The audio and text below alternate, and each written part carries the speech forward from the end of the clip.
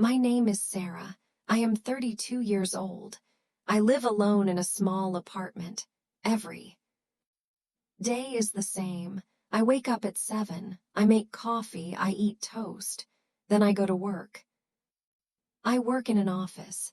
I answer emails. I type reports. I talk to my coworkers.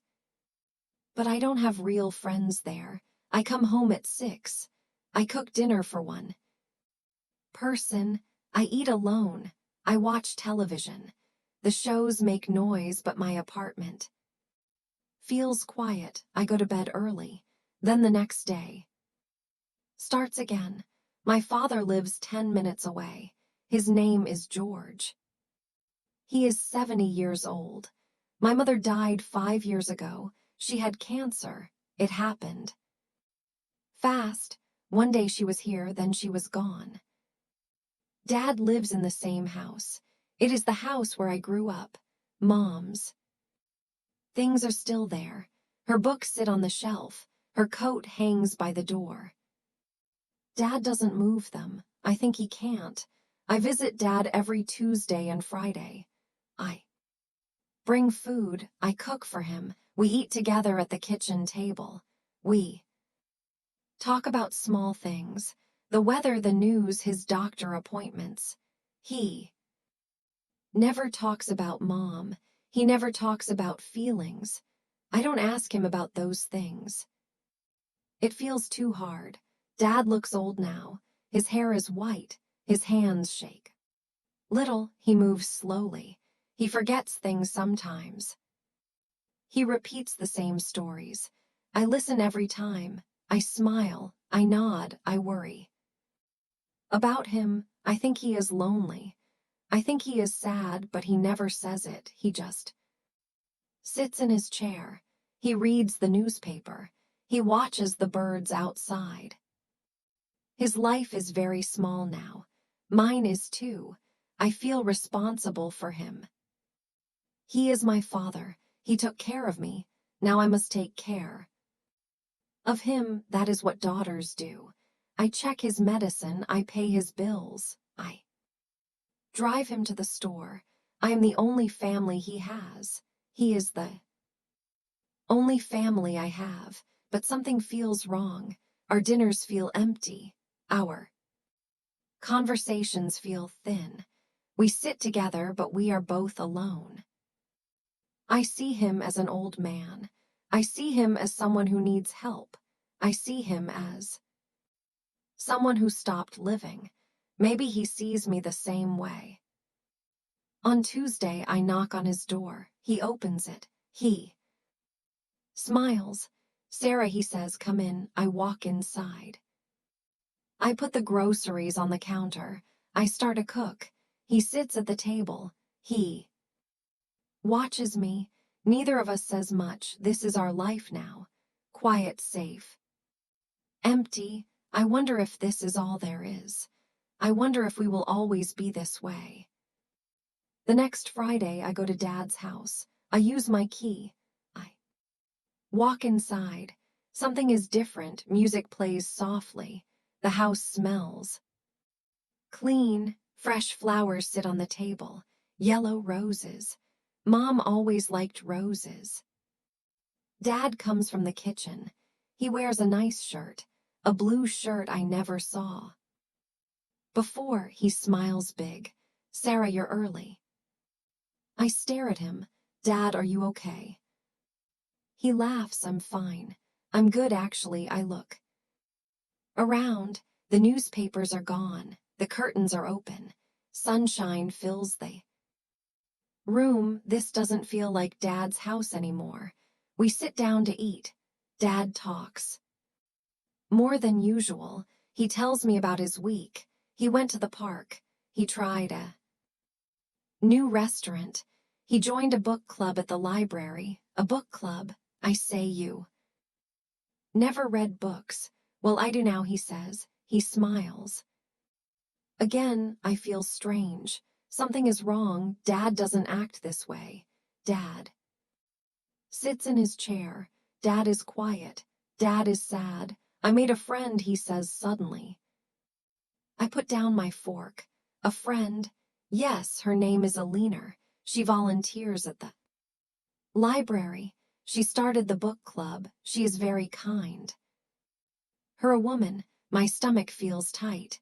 Oh. I say that's nice. She loves gardening. Dad continues. She showed me her roses. She gave me those flowers. She taught me about plants. We went to the garden center last week. I look at the yellow roses. They are beautiful, but they don't belong here. Mom's roses were pink. How old is she? I ask. I don't know exactly.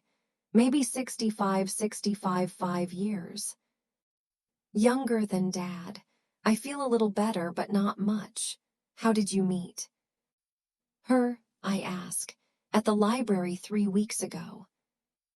I went to return a book. She was there. We started talking. She invited me to the book club 3 weeks. He knew her for 3 weeks, and he didn't tell me. Why didn't you tell me before? I say. Dad looks down. I don't know, I thought. Maybe you would worry. I am worrying. I am worrying a lot. What does she want? I ask. Dad looks confused. What do you mean? Why is she spending time with you? Because we enjoy it, he says. He sounds hurt. I feel bad, but I also feel angry. This woman appears from nowhere. Suddenly, Dad changes everything. He wears new clothes. He goes to restaurants. He forgets about Mom. Does she know about Mom? I ask. Yes. Dad says quietly, I told her about your mother. Alina lost her husband too. Years ago, she understands. Of course she is lonely too, she is. Looking for someone. Maybe she needs money. Maybe she needs a place to live. Old people are easy targets. I saw it on the news. Dad, you need to be careful. I say careful of what? Of people who want things. Dad's face changes. He looks sad again, the old sad. Sarah. Eleanor is a good person. You just met her, I say. I know good people when I meet them, he says. We finish dinner in silence. I wash the dishes. Dad sits at the table. The music still plays, but the happiness is gone. I did that. I took it away. I leave early. I drive home. I feel angry. I feel scared. I feel something else too. Something I don't want to name. Dad is moving forward. Dad is living again, and I am not. Tuesday comes. I call Dad in the morning. I want to confirm our dinner. Hi, Sarah. He says about tonight. My chest feels tight. Yes, I can't make it. Alina invited me to a concert at the community center. I said, yes, I'm sorry. He is canceling. He never cancels. Oh, I say, okay, we can do Friday instead. He says, sure, I say, but I don't feel sure. I hang up. I sit on my couch. Tuesday is our day. We always have Tuesday. Now Alina takes Tuesday. 2. Friday arrives. I go to Dad's house. He opens the door. He wears nice pants. His shoes are shined. He looks 10 years younger. Come in. He says, I made soup. Dad made soup. Dad never cooks. We eat. He tells me about the concert. Classical music. He loved it. Alina plays piano. She might teach him. You want to learn piano? I ask. Why not? He says, I have time now. Time. He always had time. He just sat in his chair. Now suddenly he has energy for everything. Alina and I are taking a painting class. He says it starts next week. Wednesday evenings. You don't paint. I say I want to try. He says, this isn't my father. My father watches TV. My father reads newspapers. My father lives in the past. Dad, I say Slowly, are you sure about all this? Sure about what? About Alanna, about these changes. He puts down his spoon. Sarah, I'm happy. Can't you see that? I can see it. That is the problem. What about Mom? I ask. Quietly, Dad's face changes. What about her? Don't you feel bad doing all these things without her? Dad is quiet for a long time. Your mother is gone, Sarah. I will always love her, but she is gone. I am still here. His words hurt. They feel wrong, but I don't know why. On Saturday, I go to the grocery store. I turn down the bread aisle. I stop. Dad is there. Alanna is with him. She is short. She has gray hair. She wears a red coat. She looks normal. She looks nice. They don't see me. I watch them. Dad pushes the cart. Alanna picks up bread. She shows it to him. He shakes his head. He points to different bread. They both laugh. She touches his arm. He smiles at her. They look comfortable. They look like a couple. My throat feels tight. I turn around. I leave the store. I don't buy anything. That night I call my friend Lisa. I tell her everything. He replaced Mom. I say just like that. Sarah, Lisa says your mom died 5 years ago, so that means he should forget her. That's not what I said. But Sarah, he's allowed to be happy with some random woman. I say he barely knows her. He's an adult. Lisa says he can make his own choices. She probably wants his money, I say. Lisa sigh. Does your dad have a lot of money? No, I admit, but still. What? Lisa asks. Sarah, are you angry at your dad or angry at something else? I'm protecting him, I say. Are you? Lisa asks. Or are you protecting yourself? I don't answer. I don't want to think about that. Maybe you should meet Alanna, Lisa suggests. Talk to her. See who she really is.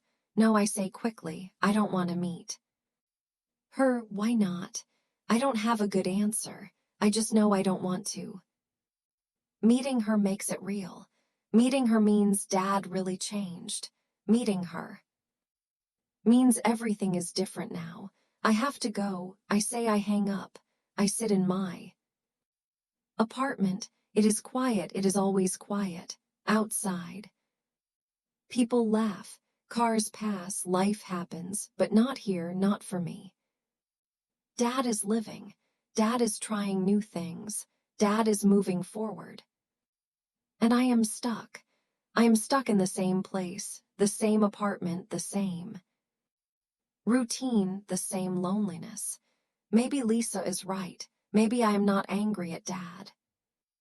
Maybe I am angry at myself. But that is too hard to think about. 2 weeks pass. I don't visit Dad. He calls twice. I don't answer. He leaves messages. I delete them. But I can't avoid him forever. On Thursday, he calls again. Sarah, he says, please come over. We need to talk. I go on Friday evening. Dad opens the door. He looks worried. We sit in the living room, not the kitchen. This feels serious. Why are you avoiding me? He asks. I look at my hands. I'm not avoiding you. You are, he says. Talk to me, Sarah. What's wrong? I take a deep breath. It's Alanna. What about her? Dad, you barely know her. You're changing everything. It's too fast. Too fast for who? He asks. For you, for Mom's memory. Dad closes his eyes. Sarah, your mother has been gone for 5 years. I know that, I say. My voice sounds sharp. Do you? He asks. Because you act like she died yesterday. His words surprise me. They hurt. I worry about you. I say. Worry about what exactly? Dad asks. I pause. I need to say this carefully. What if Alina wants something? What if she's using you? Dad's face changes. He looks angry. Dad never looks angry. Using me for what, Sarah? My money, I don't have money, my house. It needs repairs. What exactly do you think she wants? I don't know, I say quietly. Companionship, someone to take care of her. Yes, Dad says loudly. Companionship. Is that so terrible? I don't answer. Dad stands up. He walks to the window. He is quiet for a minute, then he speaks again. His voice is softer now after. Your mother died. I wanted to die too, he says. My heart stops. I didn't tell you that, he continues. You were grieving, you were sad, I couldn't add my pain to yours. So I pretended I was okay. I sat in my chair. I read newspapers, I watched birds. But inside I was empty. Tears come to my eyes. Every day felt the same. Dad says, every day felt meaningless. You came on Tuesdays and Fridays. Those were the only days I got dressed. The only days I tried. Dad, I whisper. Then I met Alina, he says. He turns to look at me. She understands loss. She understands loneliness. She doesn't try to fix me. She just sits with me, talks with me, laughs with me. She makes me want to live again. But what about Mom? I ask. I will always love your mother, Dad says always. But she's gone, Sarah, and I am still here. I have years left. Maybe 10 years, maybe 20. Do you want me to spend them alone? In this chair waiting to die, I start crying. I can't stop, I'm not replacing your mother, Dad says gently. Nobody can replace her, but Alina gives me hope. She gives me joy. I need that. Don't you want that for me? I do.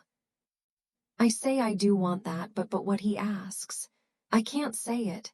I can't say the real reason that I'm jealous, that I'm lonely too, that I want someone to make me laugh, that I'm stuck and he's moving forward, that I'm angry he found happiness and I didn't. I just want you to be careful, I say. Finally, Dad sits down again. He looks tired. Sarah, I am 70 years old. I know how to be careful. But I also know that life is short. Your mother taught me that. I won't waste the time I have left. We sit in silence. The space between us feels huge, like a river I can't cross. Are you happy for me? Dad asks quietly. I want to say yes. I want to be a good daughter, but I can't lie. I don't know. I say honestly. Dad nods slowly. I see. Dad, it's okay, he says. But his voice sounds sad. You can go now, I'm tired. I stand up. I want to hug him. I want to say sorry, but my feet won't move. Goodbye, Dad, I say. Goodbye, Sarah, he says. I drive home. I cry the whole way. Something broke tonight, something important, and I don't know how to fix it. 3 days pass. I don't hear from Dad. I feel terrible. I call him. He doesn't answer. On Tuesday, he finally calls back. Sarah, he says, can you come over on Saturday? At 2:00. Yes, I say quickly, I'll be there. Good, he says. Alina will be here too. I want you to meet her. My stomach drops. Dad, please, Sarah. He says for me I can't say no. Okay. Saturday comes, I almost don't go. I sit in my car outside Dad's house. My hands shake. I want to drive away, but I promised. I knock on the door. Dad opens it. A woman stands behind him. Alina. She is shorter than me. She has gray hair and a neat bun. She wears simple jeans and a sweater. She has kind eyes. Soft wrinkles around them. She looks normal. She looks like somebody's grandmother. Sarah, Dad says, this is a Lelener. Alina smiles. She steps forward. Sarah, I'm so happy to meet you. Your father talks about you all the time. She holds out her hand. I shake it. Her hand is warm. Hello, I say stiffly. We go inside. We sit in the living room. Dad made tea. He pours 3 cups. Alina helps him. They move together easily, like they did this many times before. Your father tells me you work in an office. Alina says, yes, I say. That must be interesting, she says. Not really, I say. An awkward silence fills the room. Alina tries again. George showed me photos of you. You were a beautiful baby. Thank you, I say coldly. Dad looks uncomfortable. Alina looks sad, but she keeps trying. I lost my husband 2 years ago, Alana says gently. Tom, we were married for 40 years. I understand how hard it is. How much you miss your mother. Her words surprise me. They feel honest. Real, I'm sorry, I say, and I mean it a little. Thank you. Alina says the first year was terrible. I didn't leave my house. I didn't want to see anyone. My daughter worried about me. She lives far away in California. She called every day. She has a daughter, too. She understands being a daughter, being worried. Then one day I decided I needed to live again. Alina continues.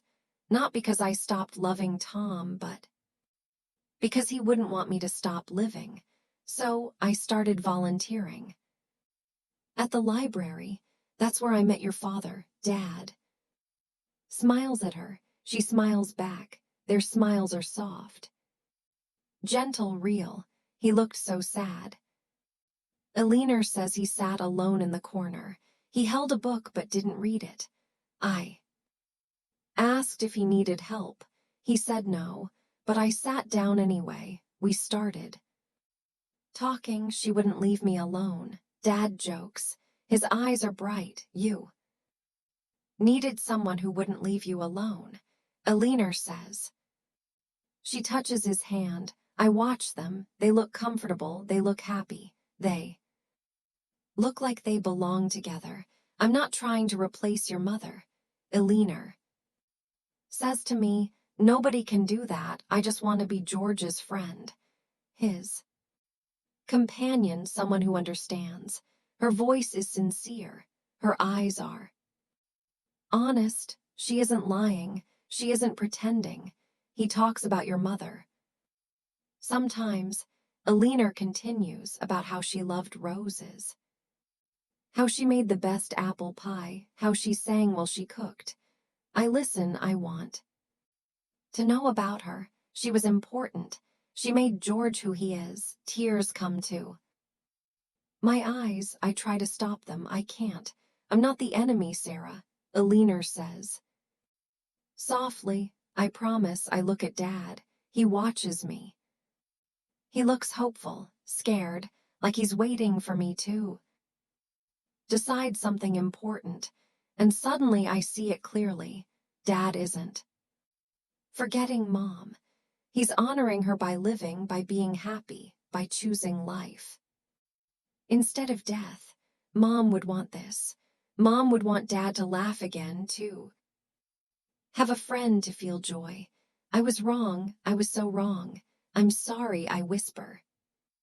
I'm sorry, Dad. I'm sorry, Alina. Dad stands up. He comes to me. He hugs me tight. I cry into his shoulder. It's okay, he says. It's okay, sweetheart. Alina stands too. She doesn't hug me. She just puts her hand on my shoulder. Light, gentle understanding. Change is hard, she says. Grief is hard. Take your time. We sit back down, we drink our tea, we talk more. Alina tells funny stories. Dad laughs, I laugh too, a real laugh, it feels strange, it feels good. I watch Alina and Dad together. I see how she looks at him with respect, with care, with something like love, but quiet love. Steady love, not the young, wild kind, the kind that survives loss, the kind that chooses to stay. Maybe this is okay. Maybe this is good. Maybe Dad deserves this. Maybe I need to let him go, not completely, but enough, enough to let him be happy, enough to let him live his own life. When I leave, Alina hugs me. Come back soon, she says. I will, I say, and I mean it. October 15th. Arrives. 5 years ago today, Mom died. Every year, Dad and I visit her grave. We bring pink roses. We cry. We remember. I buy roses on Friday. I call Dad Saturday morning. Hi, Dad, I say. I'll pick you up at 10 tomorrow. Dad is quiet. Sarah, about tomorrow. I'm not going to the cemetery this year. What? I can't believe it, but we always go. I know, Dad says gently. But Alina and I are going to the lake. Your mother loved the lake. We'll remember her there. You can come too with Alina. The words taste bitter. That's our day, Dad. It was our tradition, Dad says. But that tradition kept us stuck. Your mother would want us to remember her with joy, not just pain. I'll go to the cemetery alone, I say. Sorrow. I hang up. Sunday morning, I drive to the cemetery alone. I bring the pink roses. I sit on the cold bench. I wait for Dad. He doesn't come. I sit for 2 hours. I cry. I talk to Mom. I tell her everything. Then I remember her voice things. She said, life is short, Sarah. Don't waste it. Don't stop living because of me. But I didn't keep my promise. I stopped living. I hid in my apartment. I hid in my routine. I made myself small, safe, stuck, and I tried to keep Dad stuck. Too, I see it now clearly, painfully. I didn't want Dad to move forward because then I would be alone. I would see my own emptiness, my own fear. I was selfish. I disguised it as protection, but really, I was protecting myself from change, from loss, from life. Dad is braver than me. Dad faced his grief. Dad chose to live again. Dad chose happiness, even though it scared him, even though it felt wrong at first. And Eleanor did nothing wrong. She offered friendship, companionship, joy. She honored Mom's memory. She didn't erase it. She didn't replace it. She just added something new. I sit on the bench. The sun warms my face. Birds sing in the trees. Life continues.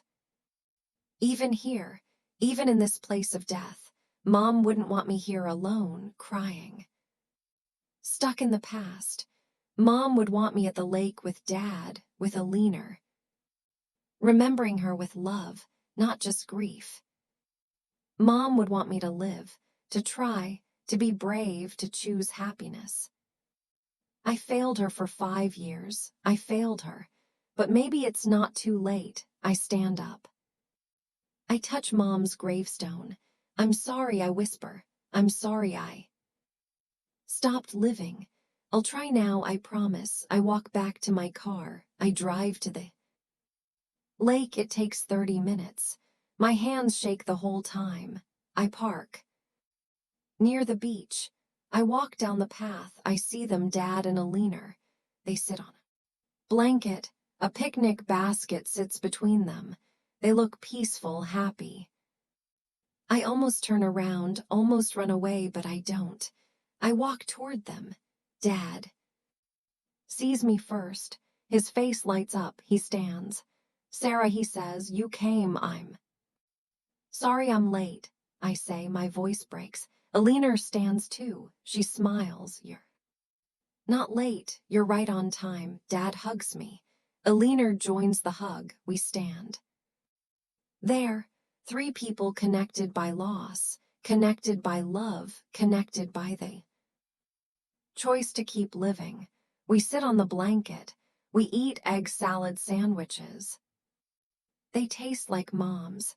We tell happy stories about Mom.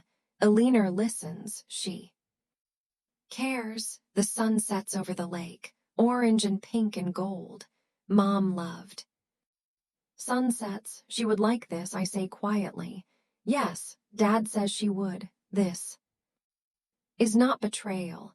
This is honoring. This is love. This is life. I want it too. Connection. Joy.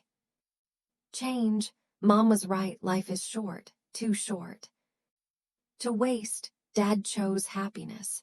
Now it's my turn. Monday morning, I call.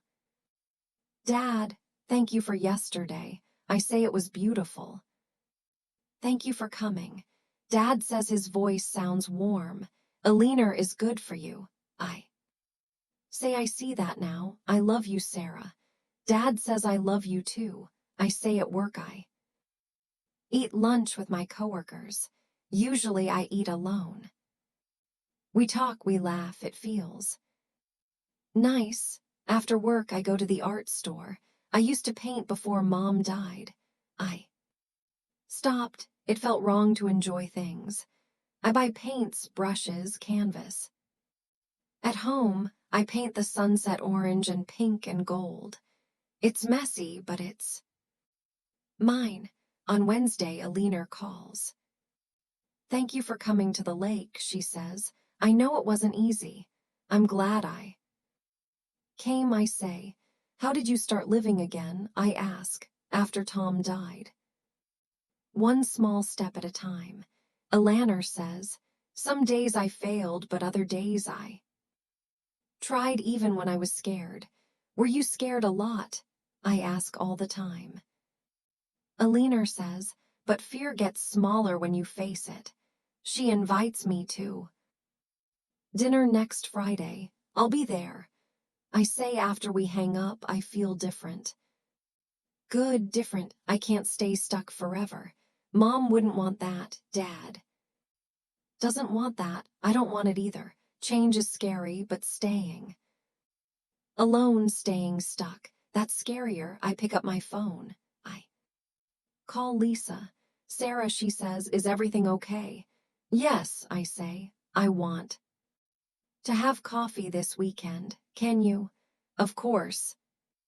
Lisa says. She sounds surprised, happy. Good, I say. I have a lot to tell you. That night I paint again. This time I paint roses, pink ones for Mom. They're not perfect, but they're full of love. I'm taking small steps, just like Alina said. Some days will be hard. Some days I'll want to hide, but other days I'll try. I'll choose life. I'll choose hope. Just like Dad did, just like Mom wanted. One small step at a time. 3 months pass. Many things change. I visit Dad every week. Now I visit because I want to, because I love him. Alina is often there. We cook together. We laugh, we talk, we become real friends. Dad is happy. He joined a walking group. He takes piano lessons. He smiles all the time. Our relationship is different now, better. We talk about real things. We don't hide anymore. I was afraid I would lose you too. I told him last week, you could never lose me. Dad said, I'm your father always. I'm different too. I painted 10 pictures. I joined a book club. I made new friends. We meet every Thursday. I talk to Lisa more. We have coffee every Sunday. I was lonely because I pushed people away. I even went on a date. It didn't work out, but I tried. I'm open now to life. Tonight is Friday. I'm at Dad's house. Eleanor cooked. We sit at the table, we eat, we laugh. Sarah started painting again. Dad tells Eleanor proudly, "That's wonderful." Eleanor says, "After dinner we sit in the living room. We drink tea. It's simple, it's peaceful. This is a new normal, not the sad one. This normal has joy. It has hope." I look at Dad and Eleanor. They look right together. I feel happy for them. No jealousy, no anger, just love. I should go, I say. Dad walks me to the door. He hugs me. "Thank you, Sarah, for what I ask, for accepting this," he says, "for accepting change. Thank you for showing me how," I say. I drive home. I feel peaceful. My apartment doesn't feel empty anymore. I filled it with paintings, with books, with life. I'm not stuck anymore.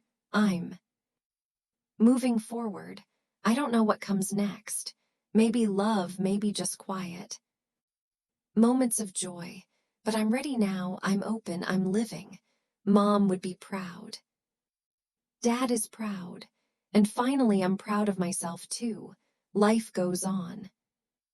Even after grief. And I'm choosing to go with